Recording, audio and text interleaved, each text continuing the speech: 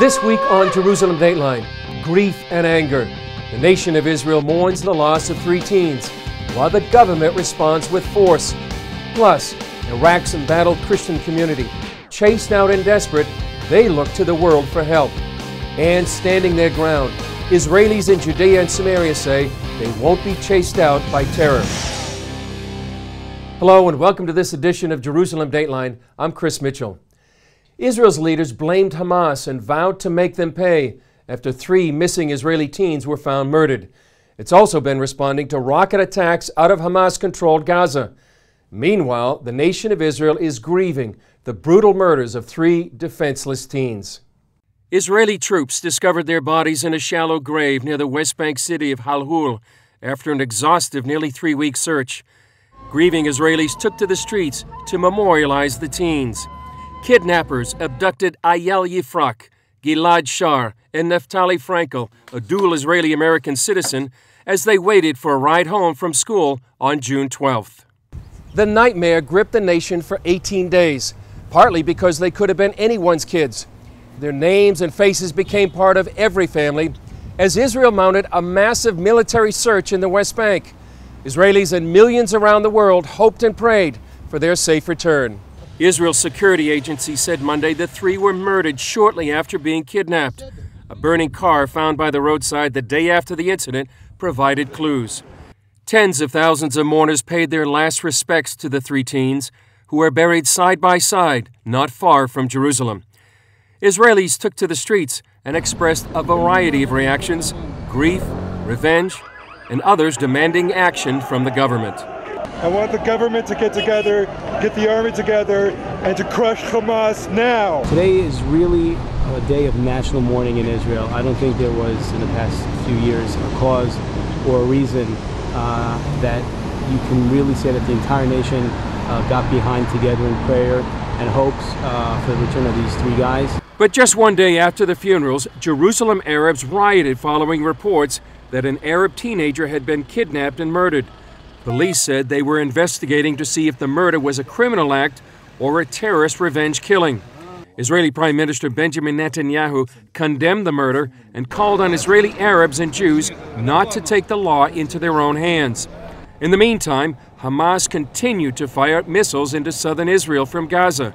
At least 80 missiles have been fired into Israel in the past few weeks. In retaliation, Israeli warplanes bombed suspected Hamas terrorist sites. While Israeli forces strike terrorists, the government is calling Palestinian President Abbas to dismantle the unity government with Hamas, and it wants the international community to back them up. Recently, I spoke with Israeli ambassador to the U.S., Ron Dermer, about the crisis. Ambassador, first of all, condolences for what's happened, this tragedy of the murders of these 3 boys. What kind of reaction have you had from those in the U.S. and around the world these past 18 days? Well, there's been broad sympathy with Israel. I think every parent of a child can understand the pain that those 3 families are feeling right now when you had 3 teenage boys who were going home from school and were kidnapped and executed, essentially. And I think there's a broad sense of solidarity. Obviously, within Israel, it's something you see yourself in these moments when the entire people of Israel unite, and there's a profound sense of unity. You've seen that over the last 2.5 weeks. Right. Then was a unity of hope and prayer that these boys would be returned safely to their families.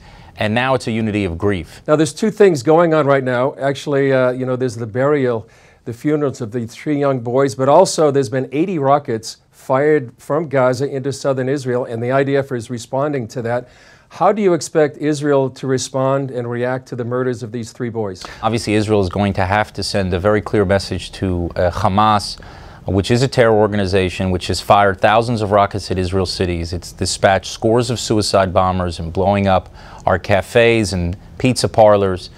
They're responsible for the kidnapping and execution of these 3 boys. They're an organization, Chris, as you know, that is not only a terrorist organization, they're also a genocidal terrorist organization. They call for the murder of Jews worldwide. So Israel's decision makers, led by the Prime Minister Netanyahu, will have to make clear decisions that will send a message to Hamas that this is unacceptable, these actions, and they won't be tolerated. And we will have to take decisions to root out some of the terror infrastructure in Gaza, where rockets are fired at our cities. Have to take decisions that are going to protect our civilian population. You know, we've had in the last 2 days about 20 rockets fired at Israel, and no one would tolerate this. Americans wouldn't tolerate, Europeans wouldn't tolerate direct attacks onto their cities from rockets, and obviously Israel has to do what it has to do to protect itself. How would you like President Mahmoud Abbas and the Palestinian Authority to respond to these murders? Well, the first thing that they can do is to dismantle the unity government that they have created with Hamas, with this terror organization. You know, we appreciate very much that President Abbas himself condemned the kidnappings, and he condemned it in Arabic. But on one hand, he's condemning the kidnapping. On the other hand, he's making a government with the kidnappers. On the one hand, he's condemning terrorism. On the other hand, he's making a government with a bunch of terrorists. And so the first thing that President Abbas has to do is to break this pact with Hamas, this alliance with a terror organization. And the second thing that he needs to do, and here I think the international community has a very important role, he has to actually start speaking out against the culture of terrorism that has been created within Palestinian areas. You know, you're in Israel, you probably see day after day what happens on Palestinian television, what they show their children, what their children read in textbooks in schools. It's wild incitement against Israel, and that has to end. We have in Palestinian society a situation, unfortunately, where the worst terrorists are turned into heroes, where there is a glorification of murderers. And this has to stop. And I think the most important thing that can happen from this heinous crime, if anything good can happen, it's that the world will unite in sending a clear message to the Palestinians that this is simply unacceptable. Another president, President Obama, has condemned these murders, but I think the State Department is also calling for restraint. What would you like to see the United States, and how would you like to see the U.S. respond? Well, I was there with the Prime Minister as a senior advisor of his a year and a half ago when Israel was forced into a confrontation with Hamas. As you may recall, we were having salvos of rockets fired at us. It was happening not every few months. It started to happen every week, and every few weeks, and then every couple of weeks. And then Israel responded with an action to restore deterrence and to take very strong action against Hamas to let them understand that Israel's not going to tolerate rocket fire at our cities. And at that time, President Obama and the United States really supported Israel very, very firmly. I was there in the war room day after day, and we appreciated that response. He supported us diplomatically, but also supported both the President and the American Congress with the joint funding of our missile defense programs. We have Iron Dome in Israel that is knocking out a lot of these missiles from the sky. And it's really a great investment in the security of the people of Israel, and also an investment in peace, because it allows the Prime Minister of Israel to have the time and space needed to make the right decisions for the security of the country. So I expect that the United States will stand firmly by Israel's side as we confront terrorism. You know, one of these teenage boys, Mr. Ambassador, was a U.S. citizen. Do you expect the U.S. Congress to step in and react in some way? Well, I actually received some letters from some senators and members of Congress over the last 24 hours expressing their sympathies. There's broad bipartisan support for Israel in the United States Congress, and a lot of people are weighing in as individuals. Whether they will decide to act collectively in sending a strong message, I don't know, but it certainly would not surprise me given the strong support that Israel has on both sides of the aisle in Congress. Could one reaction be defunding the Palestinian Authority? Well, that's something that was actually being talked about before this, because as soon as the Palestinian Authority made this alliance, President Abbas made this alliance with Hamas, an unreformed terror organization, there's all sorts of questions about whether the U.S. can continue to fund that government. And that's a decision that we'll also have to make. What is Israel going to do with the tax revenues that we pass on to this government? Obviously, it's different. The monies that are given by the United States is aid money, and there is strong support for making clear to President Abbas that it's not going to be business as usual once he has forged an alliance with a terror organization. And I cannot stress this enough. President Abbas made a choice to link up with a terror organization. That doesn't mean that he himself is a terrorist, but it means that he has joined with a terror organization. And it's important to send a message that the entire world, President of the United States, the American Congress, responsible leaders around the world, send a message to President Abbas that you simply cannot do this. that you cannot join up with a terror organization. And I think that people around the world will look for ways to send that message, and one of those ways is to deal with funding, and that's a question for the United States Congress to decide. Thanks for joining us. Appreciate your time. Thank you.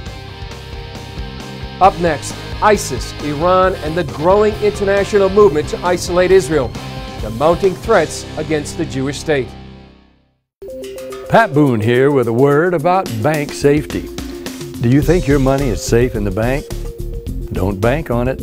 A generation ago, bank accounts felt secure and they paid interest. This encouraged the virtue of thrift and saving.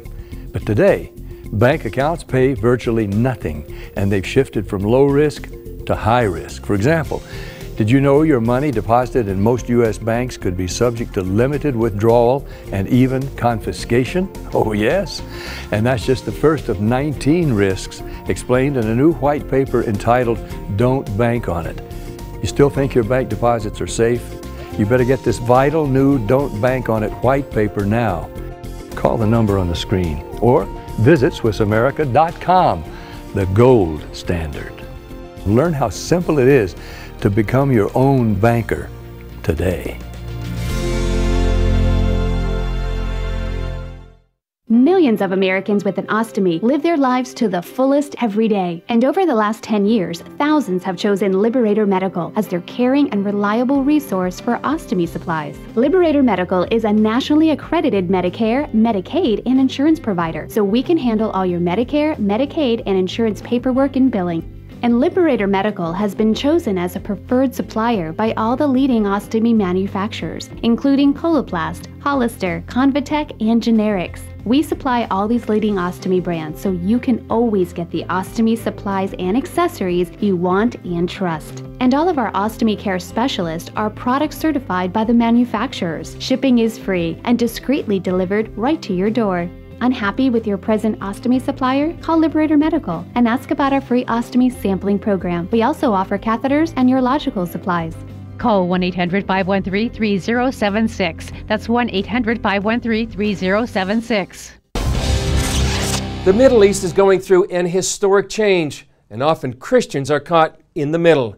I spoke recently with Tom Doyle of E3 Ministries and Bill Koenig of Watch.org about these unprecedented developments. Tom, Bill, thanks for joining us on Jerusalem Dateline. Tom, what's the latest you've heard from believers around Nineveh and Kurdistan and Mosul? Well, Chris, is still tenuous. There are believers still in Mosul. I know a lot of them have gotten out. We're thankful for that, but there are Christians that are stuck there. We heard a horrible story the other day about a family that was not able to pay the jizya tax. You know, Sharia law has already been implemented. They weren't able to pay it. The ISIS terrorists came in to demand the tax, and since the man could not pay it, they raped his wife and his daughter right in front of him. And he was so horrified, so distraught, that after they left, he actually took his own life. And so these are just extremely difficult days for believers in the midst of this bloodbath. Right, it's such barbarism. Bill, you know, there's a human story going on here, but also a story, a geopolitical event that's happening of historic proportions. How would you explain what's happening in the Middle East right now? Well, you look at the players, Chris, that are involved: the United States, Russia, Iran, Iraq, Syria, even Israel that's concerned about the situation there with Jordan. And who would have ever saw it coming like this? This is a really significant catalytic type movement. And only the God of Israel knows how this is going to play out, but it's a very serious situation. And are we seeing a new Middle East emerging right now? Very likely. You have a Shiite versus Sunni conflict. I know Khomeini of Iran is furious at the West for calling it a Shiite versus Sunni conflict, but that's exactly what it is right now. You know, Israel obviously is concerned about its border with Jordan and also its border with Lebanon. They're observing and watching this with great interest. And I think the dynamics in the future of the entire Middle East is in play right now. And we don't know how it's going to play out, but it's an unprecedented time. Tom, you've been familiar with Islam for a long time. People call it a caliphate. How would you describe what a caliphate is, and what are the goals of ISIS right now?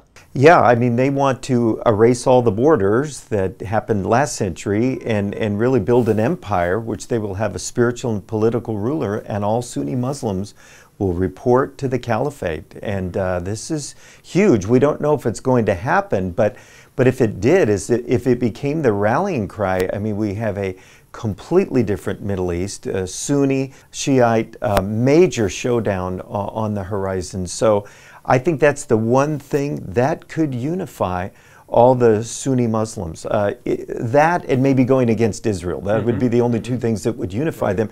They're very fractured right now, 10 different terrorist groups in Syria. If this brought them together, wow, this is major regional war we're looking at. And Bill, what does this mean for Israel? And what are the threats facing Israel given this new Middle East? Israel's very concerned about Hezbollah. That's their number one concern. You know, Syria obviously was one in the past, but according to the chief spokesperson for the Israeli Defense Force, Hezbollah now has 100,000 rockets. And they're being put into homes. A lot of those homes are 2- and 3-story homes. They're being put into one floor of the home. It's very difficult. I think the only good news, they don't have a whole bunch of rocket launchers at this point, but they have amazing weaponry. And according to the IDF also, Assad would have fallen if it hadn't been for the Hezbollah fighters. So they have a lot of fighters, estimates anywhere from 75 to 100,000, and they're becoming seasoned and a definite threat. So you have the southern Lebanon problem there on Israel's northern border, and then you have the vulnerability of Jordan from that perspective. And also, not to forget, what we're all watching is a future nuclear Iran in negotiations with people, the P5+1, that just want a deal. And do you think that Israel might be getting closer to something we've been talking about for a number of years, a military strike? They believe the P5+1, that's the 5 permanent members of the Security Council plus Germany's deal, that they're so open and wanting to do a deal that it won't be a deal with much teeth, which has a lot of the Sunni countries that border the Persian Gulf very much a concern, because they figure after the major powers cut a deal with Iran, they're going to, for the most part, just kind of forget the region, but it's going to leave a very dangerous nuclear Iran. Well, finally, Tom, how can believers around the world be praying for the situation, not only for believers, but at the things that are happening in the Middle East? I think you look at what's happening spiritually, and we know that Iran is the fastest growing church per capita in the world now. So you can just see the enemy behind the scene trying to pull Israel, God's chosen people, fastest growing church per capita, into a major war, plus all that's happening with the Sunnis and much persecution. So we just need to pray for our brothers and sisters, for them to remain bold, for their protection. They never ask us to pray for their protection, but we certainly want to pray for their protection, and just that the gospel would further spread in this area. We are seeing in Syria former Alawites and former Sunnis that are praying together, worshiping Jesus together in the underground. We know ultimately that's the only thing that's going to solve the human heart. So we must pray for the spread of the gospel and for the safety of the believers. Yeah. All part of the miracle that is going on despite what's happening in the Middle East. Tom, Bill, thanks for joining us. Thank you. Coming up, on the front lines of a humanitarian crisis, how American Christians are helping Iraqi refugees. Attention sleep apnea patients. Are you tired of the expense and hassle of getting your CPAP and BiPAP supplies? Are you fed up with dealing with ill-fitting, leaking, or worn-out masks and straps? Are you worried about the effects that unsanitary tubes, cushions, and filters have on your health? If you said yes to any of these questions, Allied Medical Supply Network has the solution to your problems. You could qualify to have your supplies regularly delivered right to your door at little or no cost to you. That's right, no more inconvenience, no worn-out masks and straps, no more unsanitary equipment, just restful sleep. Call Allied Medical Supply Network today to determine if you may qualify to receive your fresh, brand-name supplies at little or no cost. Don't delay. Call us now to see if you are eligible to save money on regular delivery of your CPAP and BiPAP supplies. Call 1-800-815-9947. That's 1-800-815-9947. Or go to cpapsupplyhelpline.com. Announcing an important breakthrough in healthcare that can benefit everyone. If you or anyone you love needs affordable health insurance, regardless of a pre-existing medical condition, call Quick Insurance 123 today and get the immediate relief you deserve. Quick Insurance 123 was created to provide affordable health insurance to all uninsured Americans, with or without pre-existing conditions. This is not a discount card. This is a real insurance program that lets you choose from many affordable health plans. with access to doctors, hospitals, emergency services, and more. So call the number on your screen now and get the health coverage you need just for calling. As a special bonus, we'll send you a free prescription savings card that could save you up to 85% on your prescriptions. That's right. You could save up to 85% on your prescriptions just for calling. Call Quick Insurance 123 to find out how you can get affordable health insurance and receive your free prescription savings card just for calling. Don't wait. Getting a free quote is as easy as 1, 2, 3. Call today.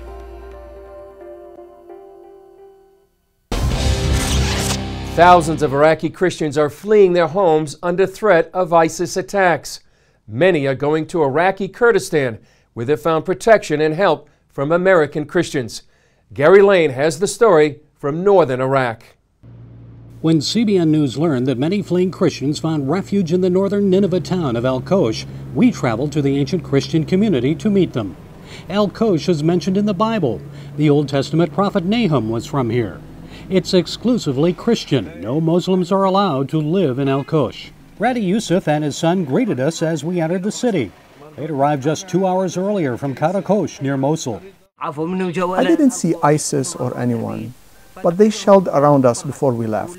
We're staying with relatives.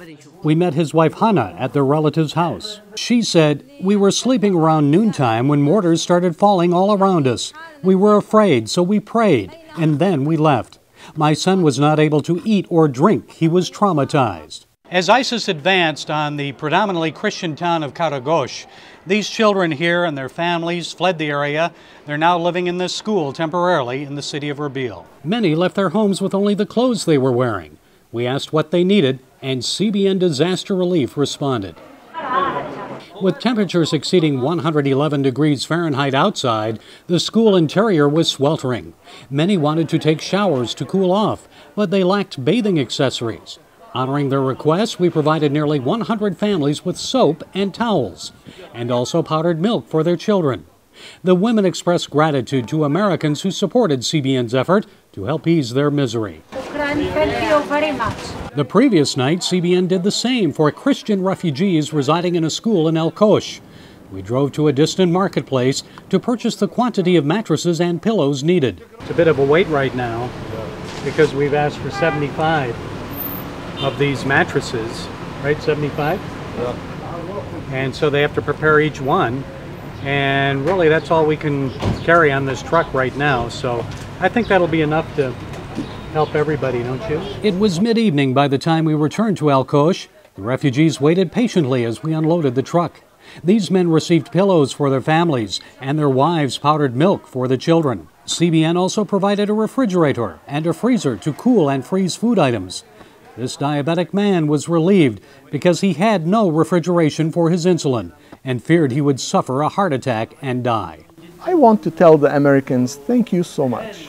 At least 300 refugees from Karakosh arrived this past weekend. They've discovered that ISIS fighters were unable to spread their terror and impose Islamic law on the city because Kurdish army fighters, the Peshmerga, chased them away.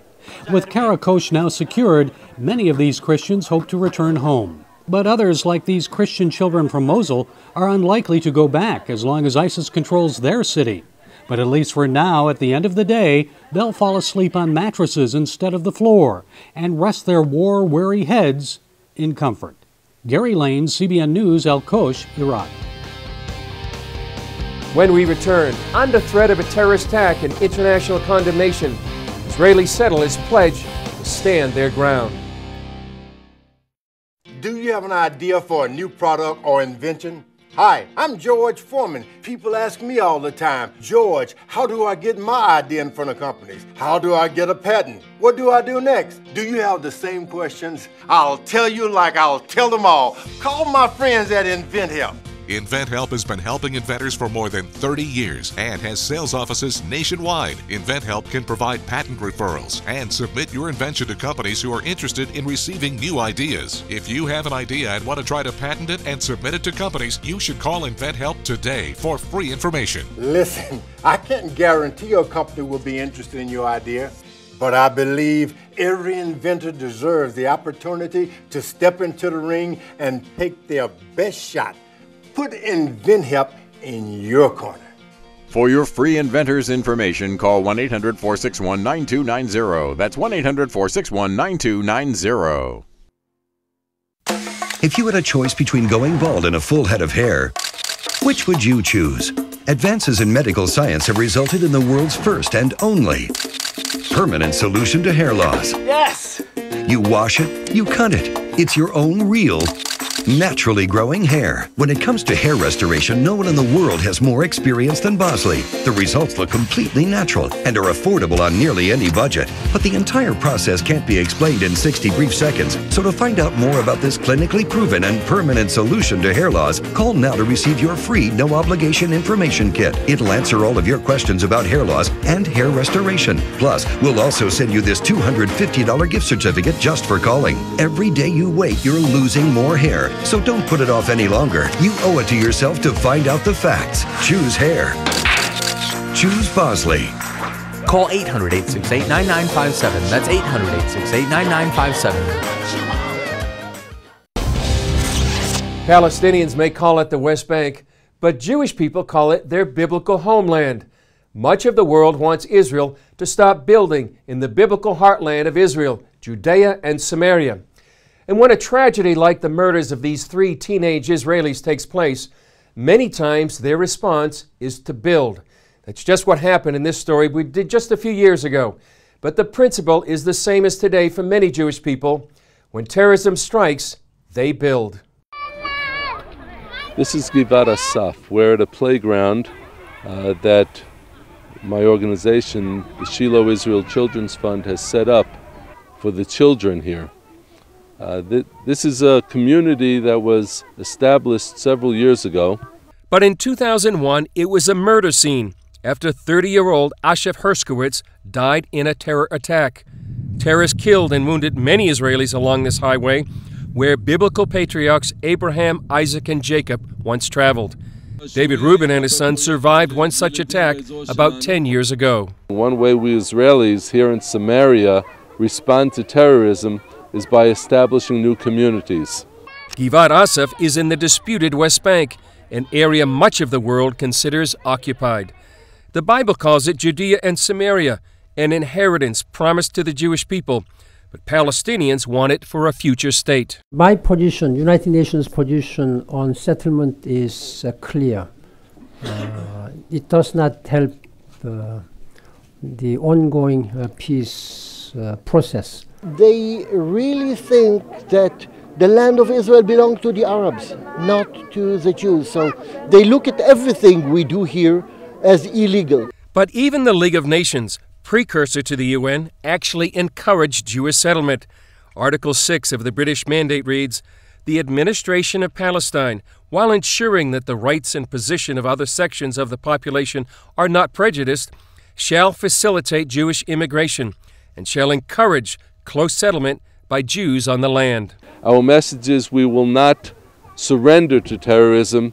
We will do the opposite of what the terrorists want us to do, which is to build for the future through the next generations. And that's what this playground here is all about.